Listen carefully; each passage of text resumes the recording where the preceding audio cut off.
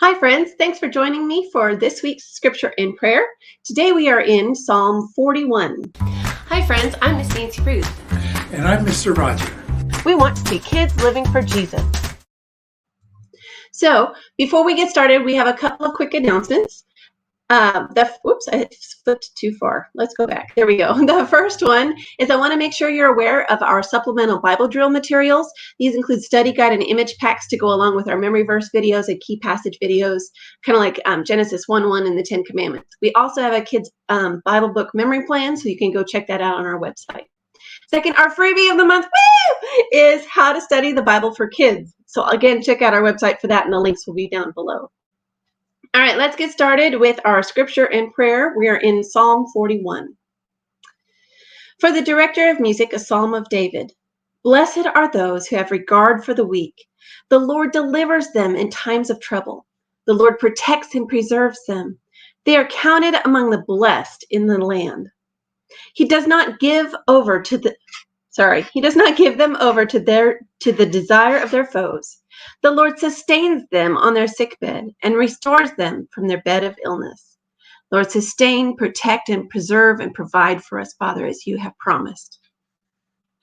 I said, have mercy on me, Lord. Heal me, for I have sinned against you. My enemies have said, let me see. Oh, I got distracted. My enemies say of me in malice, when will he die and his name perish? When one of them comes to see me, he speaks falsely. And while his heart gathers slander, then he goes out and spreads it all around. Lord, we cannot control the actions of others.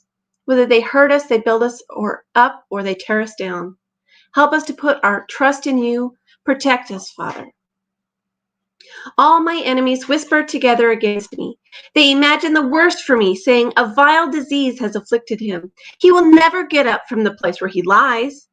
Even my close friend, someone I trusted, one who I shared my bread, has turned against me. But may you have mercy on me, O Lord. Raise me up that I may repay them. I know that you are pleased with me, for my enemy does not triumph over me. Because of my integrity, you uphold me and set me in your presence forever. I'm going to pause here for a moment because this is hitting really home with things that I've been reading and studying lately. You know, we can't control others' actions, but we can control whether or not we forgive them. It's not up to what they do, whether or not they come and they apologize and all those things.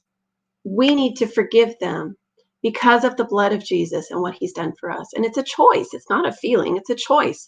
Sometimes a choice that we make multiple times throughout the day, throughout the week, throughout the years, and throughout the months. I love this, Lord.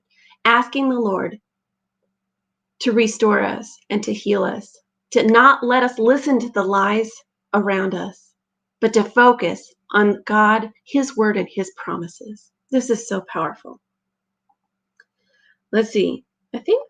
Oh, there's a little bit more. Praise to the Lord, the God of Israel, from everlasting to everlasting. Amen and amen.